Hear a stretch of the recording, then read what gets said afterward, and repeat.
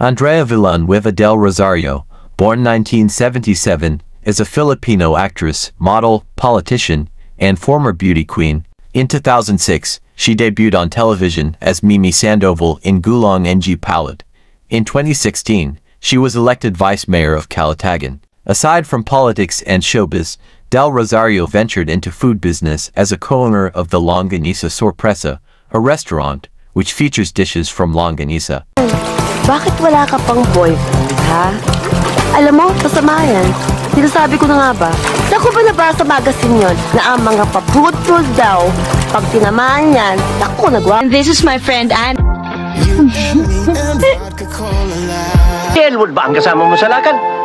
Hindi ah! Pwede magpahatid mamaya? Gabrielo? Nakuha yun. Sinismahan pala! Ay, wag mo lang papasok.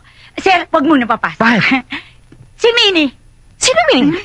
Yung pusa namin. Alam mo, gusto ko yung medyo magaspang, yung medyo barako.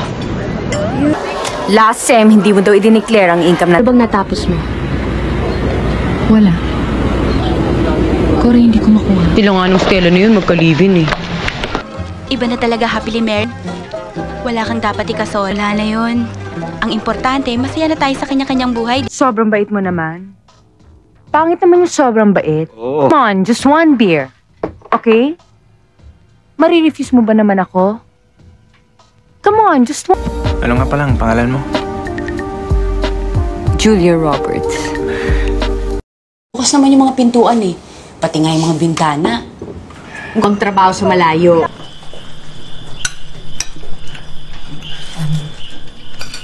Salamat sa pagtulong mo kay Paula. It's part of the fun, sabi niya. Saan nasunod? How long have you been married? Effective po yung papaya soap. Ng kaibigan. Sobrang loyal. Kahit na mapahamak siya. Mo ko dahil hindi ako patatapak tulad na iba. Taka lang sa buhay mayaman. Ang bilis mo na nakuha ang masamang ugali. Kinukuha namin yung sahod ni Romy. Eh wala daw eh. Diyan eh! Ang dapat niyong ginagawa, nag-aaral, masipag. Kaya naging valedictorian ng high school. Papa, wala na po si Isabel. Kasi patating na yung bagyong Lazaro. Malakas daw yun. Mag-ipon na rin ako ng tubig para... Sa tingin mo, ang nararapat. Oras na hindi ko na kayang ka na abogado.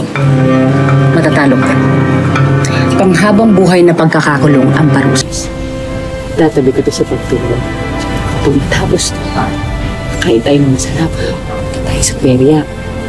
Pinakamahalaga sa... Mukhang okay yan ah. Lang ng tulog. Kaya nga hindi na kami masyado nag-aabot ni... Nanghihinayang ako sa iyo, Mikir. That's why I'm offering you this chance at redemption. And I'm well. And pinayagan na rin ako ng doktor. Ako siya dadalhin. Ha? Sino ka ba? Tinutulungan ko lang yung matanda.